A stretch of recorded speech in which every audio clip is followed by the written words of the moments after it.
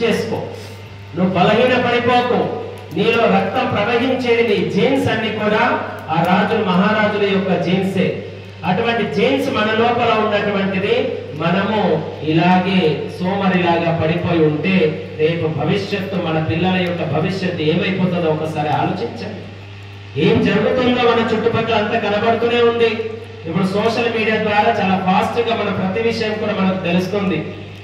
కనీసం ఇప్పటికైనా మనం మేలుకోకపోతే, మన ధర్మాన్ని మనం రక్షించుకోకపోతే రేపు భవిష్యత్తులో ఈ దేశం దేశంలాగా ఉండదు, పరాయి దేశంలాగా అయిపోతుంది.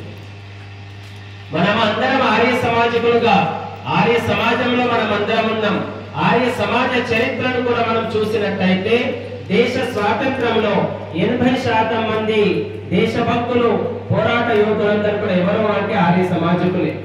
ఏదో ఒక రూపంలో ఆర్య సమాజికుల ద్వారా, విద్వాంసుల ద్వారా ప్రేరణ పొందినటువంటి వారు భగత్ సింగ్ కావచ్చు, చంద్రశేఖర్ ఆజాద్ కావచ్చు, సుభాష్ చంద్రబోస్ కావచ్చు, వీర్ సావర్కర్ కావచ్చు, ఝాన్సీ లక్ష్మీబాయి కావచ్చు, మంగళ్ పాండే కావచ్చు. మహర్షి దయానంద సరస్వతి గారి కాలంలో 1857లో మొట్టమొదటిసారి ఏదైతే స్వాతంత్ర సమరం జరిగిందో అప్పుడు ఆ స్వాతంత్ర సమరాన్ని ముందుగా సిపాయిలో తిరుగుబాటుగా ఉండేది మంగళ పాండే ఎప్పుడైతే ఉండేదో, కానీ దయానంద సరస్వతి ప్రవేశించిన తర్వాత ఈ సిపాయిల తిరుగుబాటుని ప్రథమ స్వాతంత్ర సమరంగా మలచడం జరిగింది. అందులో అందరినీ ఏకం చేయడం జరిగింది. కానీ మన యొక్క సోమరితనము, అలాగే మన యొక్క కులము, జాతి అనేటువంటి వివక్ష వల్ల, కలిసి లేకపోవడం వల్ల అప్పటి ప్రథమ స్వాతంత్ర సమరము విఫలమైంది.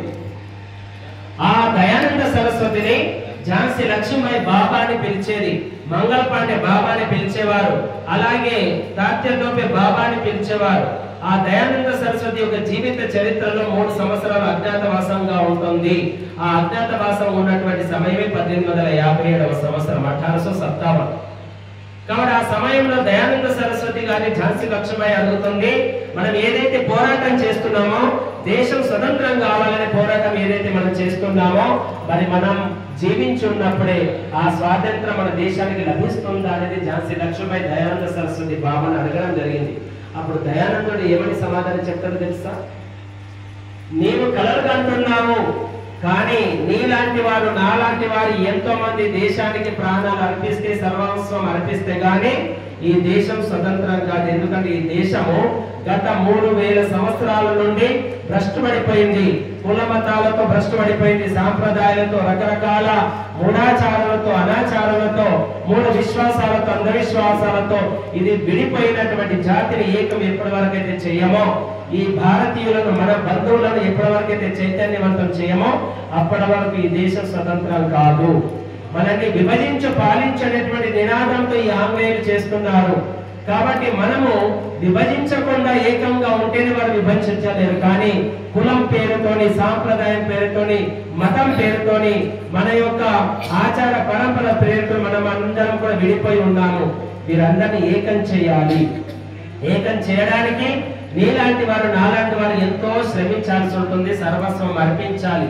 అప్పుడు వారు ఏమన్నారు అంటే, ఇప్పట్లో దేశానికి స్వాతంత్రం రాదు, 100 సంవత్సరాల తర్వాతనే ఇది నిరంతరం పోరాటం కొనసాగుతే తప్ప అప్పటి వరకు దేశ స్వతంత్రం కాదు అని చెప్పిన తర్వాత ఆ 1857 సంవత్సరం నుండి 1947 సంవత్సరం వరకు ఏదైతే పోరాటం జరిగిందో ఆ పోరాటంలో మీరు చూసినట్లయితే అందరూ కూడా దేశభక్తులు, క్రాంతికారులు, ఎవరైతే అతివాదులు ఉన్నారో, ఆయుధాన్ని పట్టుకొని యుద్ధం చేయడానికి వారు ఉన్నారో వారిని చూసి ఆంగ్లేయులు భయపడి పారిపోయినారు. ముఖ్యంగా చెప్పాలి అంటే సుభాష్ చంద్రబోస్, భగత్ సింగ్ లాంటి క్రాంతికారులను చూసి ఆ ఆంగ్లేయులు పారిపోయినారు తప్ప గాంధీని, నెహ్రూని చూసి ఆంగ్లేయులు పారిపోలేదు. ఇది మాత్రం బాగా గుర్తుంచుకోవాలి.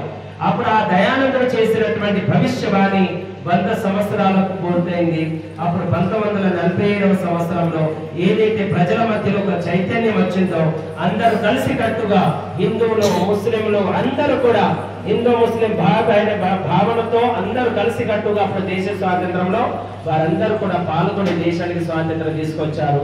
కానీ ఆంగ్లేయులు వెళ్తూ వెళ్తూ మన మధ్యలో చిచ్చు పెట్టేసి పాకిస్తాన్, బంగ్లాదేశ్ విడదీసి ఈ దేశం ఎలా బాగుపడుతుందో చూద్దామని అనుకొని వారు ఈ దేశానికి ఒక ముక్కలుగా చేసి వెళ్ళిపోయినారు. కానీ అప్పటికే మీ అందరికీ తెలిసి ఉండాలి, సర్దార్ వల్లభాయ్ పటేల్ కి అలాగే నెహ్రూకి ఇద్దరి మధ్యలో ప్రధానమంత్రి ఎవరు కావాలి అనే పోటీ పెట్టినప్పుడు ఎలక్షన్ పెట్టినప్పుడు అక్కడ